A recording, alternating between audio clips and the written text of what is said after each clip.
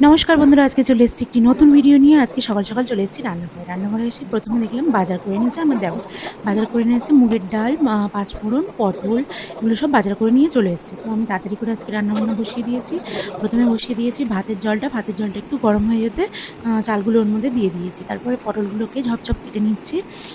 আজকে করব নিরামিষ, কারণ আজকে সোমবার দিনে আমাদের বাড়িতে নিরামিষ খায়। অনেকে আছেন সোমবার দিন নিরামিষ খান, কার কার বাড়ি নিরামিষ খান অবশ্যই জানাবেন।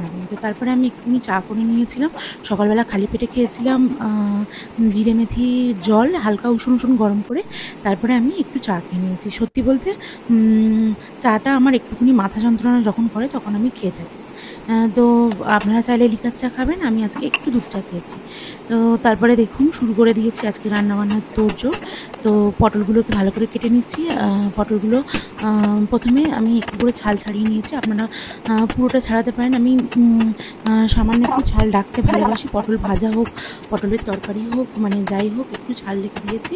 তো দিয়ে পটলগুলোকে আমি কেটে নিয়েছি। ওদিকে আবার ইন্ডাকশানটা আজকে গন্ডগোল করছিল যে ভাত হতেই চাইছিল না। তো তারপরে আমি তেলটাকে ড্রামের মধ্যে ঢেলে নিয়েছি। তেলটাকে ড্রামের মধ্যে ঢেলে নিয়ে আমি একেবারে আজকে মুগের ডালটা বসিয়ে দিয়েছি। প্রথমে দিয়েছি একটু শুকনো লঙ্কা, একটু পাঁচফোড়ন, তারপর ডালগুলোকে ওর মধ্যেই ভেজে দিয়ে দিয়েছি। আপনারা বলবেন যে আগে ডালটা ভেজে তুলে নিতে হয় তারপরে দিতে হয়, তো আমার শাশুড়ি মা এভাবে করেন, তো আমি ওই জন্য এভাবে আজকে করেছি। তো তারপরে আমি পটলগুলো কেটে ধুয়ে ভাজতে দিয়ে দিয়েছি।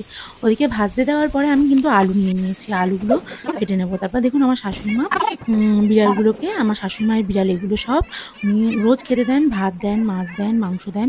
তো দেখুন আজকে মাছ পাইনি, আজকে মাংস এনেছে ওদের জন্য। তো শাশুড়ি মা বসে ওদেরকে মাংসগুলো দিয়ে দিচ্ছে। তো দুজন তিনজন আসেনি, তো তাদের জন্য শাশুড়ি মা আবার প্লাস্টিকে করে বেঁধে তুলে রেখে দিয়েছে, তারা যখন আসবে তখন দেবে। তো দেখুন এখানে মিনি বিড়ালগুলো খাচ্ছিল, আমি একটু ভিডিও করে নিয়ে চলে এসেছি রান্নাঘরে। তারপর পটলগুলো হালকা করে ভাজা ভাজা করছিলাম, তখন আমার শাশুড়ি মা এই যে যুক্তি ফুল এগুলোকে ভালো করে মানে ছাড়িয়ে দিয়েছে, একসাথে জুড়ে থাকে এগুলোকে হাত দিয়ে ছাড়িয়ে কেটে দিয়েছে। তো তারপরে আমি এখানে কেটে নিচ্ছি পটলের আলু। পটলটা আগে একটু ভাজা ভাজা হয়ে গেলে তারপরে আলুটা নিলে ভালো লাগে। পটলটা হালকা ভাজা না হলে কিন্তু পটলের তরকারিটা কেন জানি না ভালো লাগে না। তো তারপর আমি ভাতটা একবার করে নেড়ে দিচ্ছিলাম, নাড়াচাড়া করে দিচ্ছিলাম যাতে উপরের ভাত নিচের ভাত সব এক জায়গায় হয়ে যায়। তো তারপরে দেখুন ভাতটা হয়ে গেছে, আমি ভাতটা ঝাড়িয়ে নিচ্ছি। আমার বেশ ভয় লাগে এরকমভাবে ভাত ঝাড়তে, অনেকবার প্রথম তো বিয়ের পরে এসে অনেকবার হাত পুড়িয়েছি, কিন্তু এখন একটু ভালোভাবে পারি। তো দেখুন ভাতের হাঁড়িটা নামিয়ে দিয়েছি। তারপর আমি আবার আলু কাটতে বসে গেছিলাম। তারপর দেখুন আলুগুলো কেটে নিয়ে পটলের সাথে ভাজাতে দিয়ে দিয়েছি। আপনারা বলবেন পটলগুলো ভেজে তুলে রাখলে তরকারিটা ভালো হতো, কিন্তু সত্যি বলতে আজকে রান্না বসাতে প্রায় বেজে গেছে 11টার সময় রান্না বসিয়ে 1টার মধ্যে আসবে, সেই জন্য আজকে খুব তাড়াহুড়োর মধ্যে ছিলাম, তাই জন্য পটলটা আর ভেজে তুলে রাখিনি। তারপর দেখুন একটু তেল বেশি হয়ে গেছিলো, তেল আবার বেশি দিলে তরকারিটা তেল লাগে, সেই জন্য আমি হাতা দিয়ে তেলটা সরিয়ে তুলে নিয়েছি। কারণ পটল ভাজাতে একটু তেল লাগে সেই জন্য তেল দিয়েছিলাম, কিন্তু তেলটা আবার আমি তুলে নিয়েছি। সেই জন্য আবার এখানে আমি একটু আলু কেটে নিচ্ছি, যেহেতু ওই ফুল ভাজাটা হবে, তো সেই জন্য আমি কিছুটা আলু আবারও ছাড়িয়ে কেটে নিলাম। আমার শাশুড়ি মা দেখুন আজকে আমাকে এসে হেল্প করছে। তো শাশুড়ি মা বিড়ালের মাংস দিয়ে এসে বললো যে তুমি তাহলে তরকারিটা তাড়াতাড়ি করে করো, দেরি হয়ে যাচ্ছে, তো আমি একটু কেটে দিই। তো শাশুড়ি মা কিন্তু হেল্প করে দিলেন।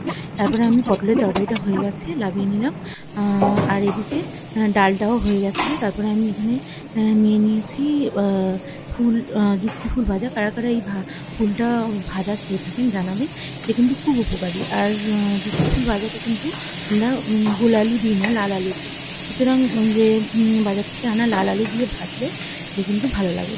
তো তারপরে আমি একটু নুন হলুদ দিয়ে হালকা করে আলুগুলোকে ভেজে নিয়েছি, তারপরে কিন্তু এর মধ্যে দিয়ে দিয়েছি ফুলগুলো। আবার কড়াটা পরিষ্কার নয় বলে কিছু মনে করবেন না, ওটা ডাল করেছিলাম, তো ওই কড়াতেই বসিয়ে দিয়েছি। তারপর হয়ে গেছে আজকের ফুল ভাজাটা। তো দেখুন আজকে রান্না কমপ্লিট, পটলের তরকারি, মুগের ডাল আর আলু ভাজা। আর তারপরে আমি ভাতের হাঁড়িটা লাভিয়ে নিয়ে তো আজকে এই পর্যন্ত। ভিডিওটা কেমন লেগেছে ভিডিওটা অবশ্যই জানাবেন। টাটা, ভালো থাকবেন সবাই।